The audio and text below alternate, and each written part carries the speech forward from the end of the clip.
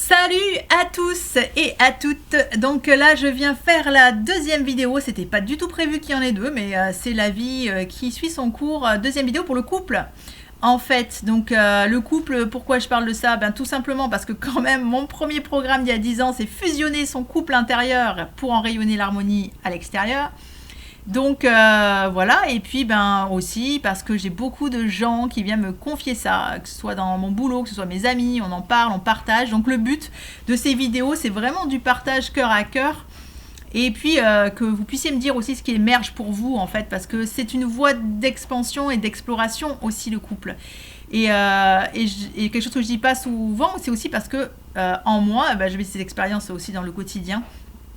Je canalise toujours au service de Gaïa, et puis des fois quand je suis en inconfort, on peut dire en souffrance, je plonge dedans et je me dis mais qu'est-ce qui vient encore plus manifester l'amour là-dedans, quelle est la prise de conscience qui vient servir l'amour en fait. Donc moi c'est vraiment mon truc, et quand j'entends amour c'est la fusion, c'est la plénitude. Donc c'est pas au service de la division du tout ces vidéos, mais quand même je plaisante. Donc l'idée c'est pas de faire un sketch, mais ouais, des fois ça serait marrant, ça serait plus léger. Mais voilà, j'aimerais quand même venir sur un truc incarné en femme et incarné en homme. Un truc qui revient de manière récurrente à 90%, c'est les mecs, arrêtez de croire qu'on va régler les problèmes en faisant l'amour. Ça ne marche pas du tout comme ça pour la femme. En fait, incarné en femme, non. Nous, en fait, quand on a envie de faire l'amour, c'est justement parce que tout va bien. En fait, c'est l'expansion du tout va bien faire l'amour. C'est-à-dire qu'on on se sent en sécurité, tout est fluide et c'est le cerise sur le gâteau. Voilà. Donc en fait, c'est parce qu'il y a tout ça qu'on a envie de faire l'amour. Mais si justement il y a conflit, il y a problème, on n'aura pas envie de faire kékette. Non, ça marche pas. Donc, ou alors on s'écoute pas, on se respecte pas, ça c'est encore une autre paire de manches. Mais bon, voilà, c'était pour la petite anecdote, dans ce sens-là. Et autre anecdote, je vais le faire dans l'autre sens aussi, parce que effectivement, si je demande, là, si je fais ma girly, et si je demande à l'homme de bouger là-dessus, je vais dire aux femmes aussi, nous aussi on a un chemin à faire dans les incarnés, c'est-à-dire que ça leur demande à eux d'être plus dans la dimension du féminin, c'est-à-dire de se mettre à la portée de l'autre. Accueil, accompagnement, acceptation, le côté maman, le côté se mettre à la portée. Donc si on leur demande de capter ça, d'arrêter de vouloir faire l'amour pour solutionner les problèmes et de comprendre que nous on ne fonctionne pas comme ça, ça exige pour eux qu'ils développent leur côté féminin d'accompagnant et se mettre à la portée.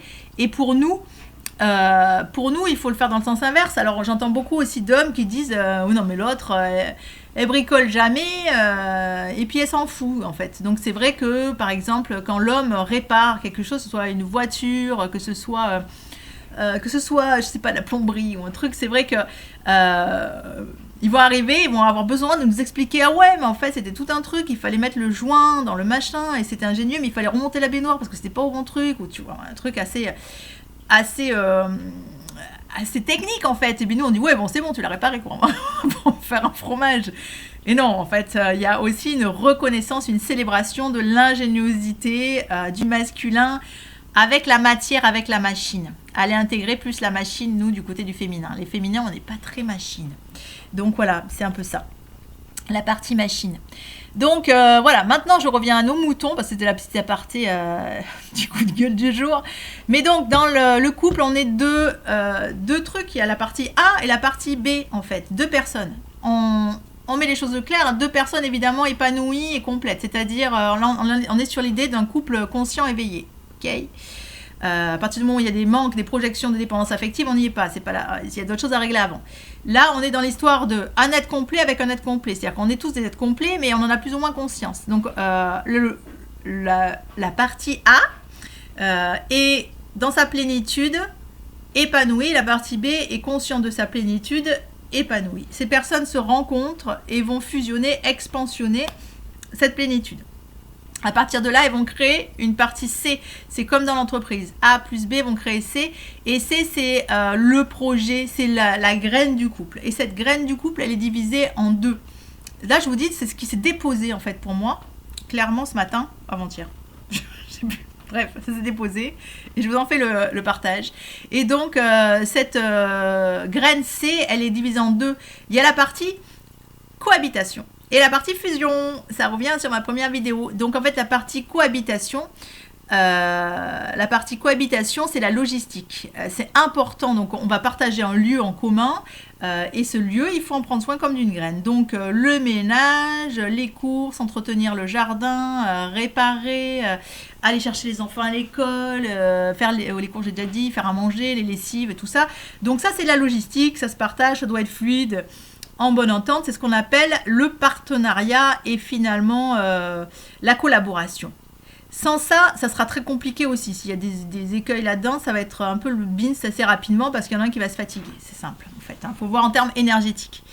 Et la deuxième partie de la graine, c'est la graine vraiment de l'amour. Qu'est-ce que je veux créer dans mon couple?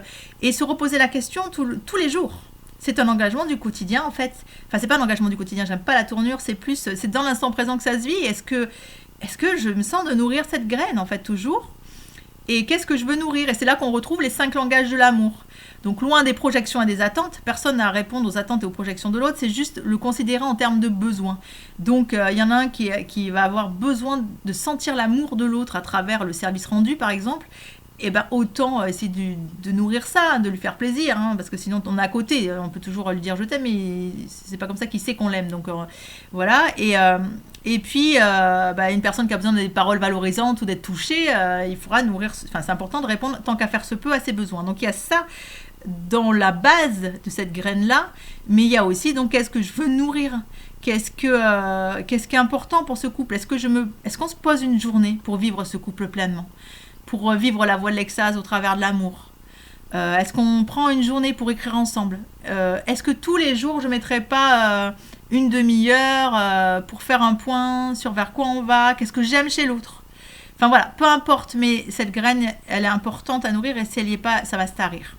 Et je reviens sur le fait qu'on est deux droites parallèles au départ, A plus B. S'il n'y a pas de manière équitable, deux droites parallèles ne se rencontrent jamais, donc si on continue chacun sur sa voie, ça finit par ne pas se rencontrer. Et puis s'il n'y a pas juste partage des allées et venues de l'un et l'autre, il y en a un qui va se fatiguer. Donc voilà, moi cet exemple-là, je peux très bien parler de mes expériences personnelles. La machine vient parler des fois pour notre corps. Moi j'ai eu, ça m'est arrivé comme expérience, mon frigo qui a arrêté de fonctionner et qui faisait que du froid à un moment donné où je me sentais refroidie totalement. Mon frigo était en panne et voilà, c'était à l'image de ce que je vivais à l'intérieur. J'étais refroidie, de sans arrêt être l'initiatrice et dire oui mais là quand même ça pourrait être dit autrement et ça si voilà la communication bienveillante etc. Voilà. J'en avais marre de prendre du temps pour nourrir ça, mais me sentir seule dans ce challenge. Voilà. Je vous souhaite une super expansion de votre couple intérieur à l'extérieur. Plein de joie, célébrer, honorer ce privilège finalement d'être dans l'amour de soi et éventuellement l'expansion avec quelqu'un. À tout bientôt et merci pour tes partages et tes commentaires. Ciao, ciao.